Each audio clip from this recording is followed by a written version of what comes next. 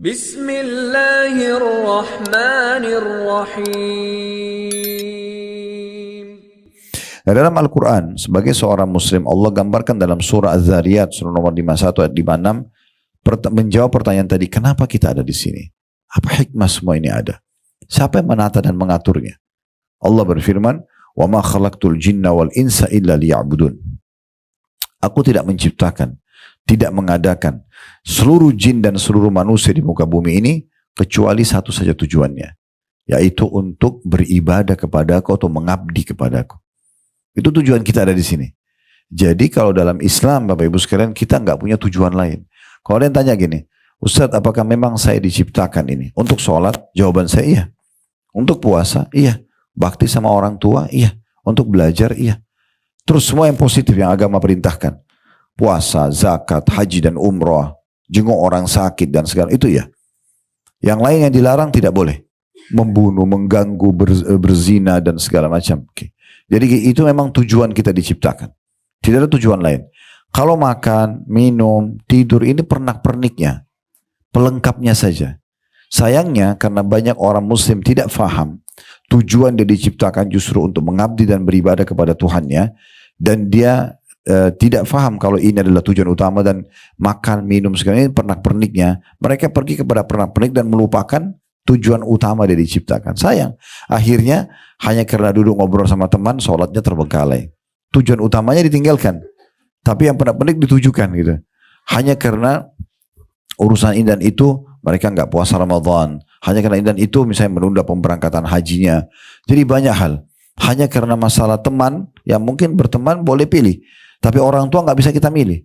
Lalu dia pilih untuk pilih temannya daripada bakti sama orang tuanya. Ini kan semua karena tidak paham tentang masalah tujuan dia diciptakan.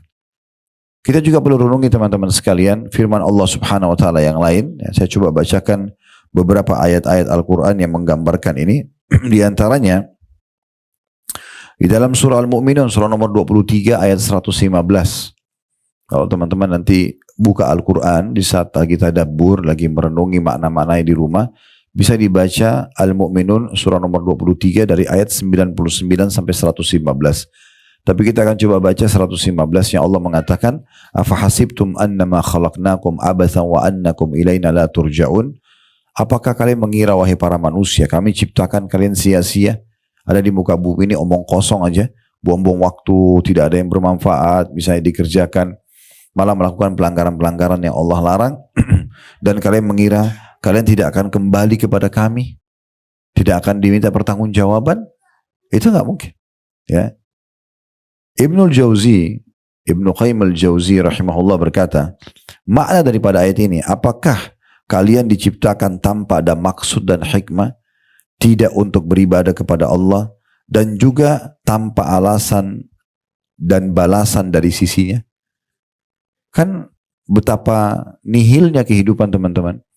Kalau kita baik sama orang tua kita, kita baik sama tetangga, kita suka memberi, ya, kita senyum dengan orang, kita berbuat baik, lalu tidak dapat balasannya, kan nihil sekali gitu ya, kayak hampa kehidupan. Atau kita berbuat jahat, kita kejam sama orang, zalim dengan bawahan kita, misalnya karena kita punya power atau pemimpin pada masyarakatnya, lalu tidak dihukum, itu kan berarti aneh sekali ya. Allah berfirman mengatakan, "Wa may ya'mal mithqala dzarratin khairan yarah." Ketahuilah, siapa saja di antara kalian berbuat satu kebaikan seperti biji sawi, akan diperlihatkan dan akan terima balasannya. "Wa may ya'mal mithqala dzarratin syarran yarah." Siapa yang berbuat seperti biji sawi dari keburukan juga akan diperlihatkan dan akan dihukum kepadanya. Semua teman-teman sekalian, nikmat yang teman-teman rasakan, misalnya kita makan makanan enak, kita minum, istirahat, kita pakai baju yang enak, ini semua miniatur surga, balasan nanti yang abadi di akhirat. Semua yang kita rasa nggak enak, gangguan orang, atau mungkin kita pernah keseleo, atau pernah kena beling kakinya, atau apa, itu adalah miniatur siksaan neraka. Itu akan ada. Kita kalau kerja, kita kerucutkan supaya lebih kita pahami poin ini. Kalau kita kerja di satu perusahaan, bukankah seseorang yang patuh dan melaksanakan tugas dengan baik sebagai staf akan dapat bonus dan gajinya? Bukankah sebaliknya, orang-orang yang membangkang, telat datang, gak mau kerjakan pekerjaan akan kena hukuman? Itu realita depan mata kita. Nah begitulah sebenarnya itu kecilnya. Lingkup lebih besarnya akan ada. Ada yang akan menilai dan akan memberikan balasan terhadap perbuatan kita. Karena kalau tidak, manusia tidak akan bergerak. Kalau dia kerja ternyata nggak ada balasannya, mungkin dia tidak akan semangat untuk kerja. Atau kalau orang berbuat pelanggaran, mengganggu orang lain, mengambil yang bukan haknya, lalu tidak ada hukumannya, mungkin kriminal akan di mana-mana. Tidak akan ada ketenangan kita rasakan. Nah ini semua menggambarkan kepada kita. Ibnu Qayyim, saya ulangi kembali, mengatakan makna daripada surah Az-Zariyat tadi, surah nomor 51 ayat 56, dan surah Al-Mu'minun surah nomor 23 ayat 115. Apakah kalian mengira aku tidak ciptakan jin dan manusia kecuali untuk mengabdi dan beribadah kepadaku? Dan apakah kalian manusia mengira bahwasanya kami ciptakan kalian sia-sia tanpa ada tujuan, tanpa ada balasan, tanpa ada balasan kebaikan dan tanpa hukuman terhadap pelanggaran? Dan kalian tidak akan dikembalikan kepada kami? Kata beliau, apabila kalian diciptakan, apakah kalian diciptakan tanpa ada maksud dan hikmah, tidak untuk beribadah kepada Allah, dan juga tanpa ada balasan terhadap kebaikan dan keburukan? Jadi ibadah itu punya tujuan, sebagaimana Allah Subhanahu wa taala juga menyebutkan ayat yang ketiga surah Al-Qiyamah tentang hari kiamat, ya. Kalau teman-teman mau coba mulai menyentuh secara keimanan, bisa mulai baca terjemahan surah-surah pendek di juz 30 aja. Di akhir Al-Quran, ya. Baca aja beberapa ayat-ayat Al-Quran. Kalau belum baca ayat bahasa Arabnya, baca terjemahannya aja. Termasuk diantaranya tentang surah Al-Qiyamah ini, ya. Juz 28, 29, 30 itu pendek-pendek, tidak panjang. Di antaranya ayat 36-nya Allah mengatakan, ayahsabul insanu ayyutraka suda. Apakah manusia itu mengira mereka akan dibiarkan begitu saja tanpa pertanggungjawaban?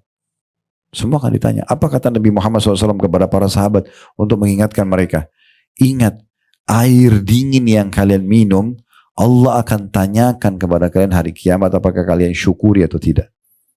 Semua akan ditanya sama Allah SWT. Tidak ada yang sesuatu yang sia-sia begitu saja. Kalau kita makan dari yang halal, kemudian kita bersyukur, dapat. Sudah dapat makanannya, dapat minumnya, kita dapat balasannya juga. Tapi kalau orang kufur selalu menganggap tidak ada nikmat itu, memungkirinya, atau bahkan tidak berbagi dengan orang lain dan seterusnya, maka akan ada juga konsekuensi daripada semua itu. Walhamdulillah.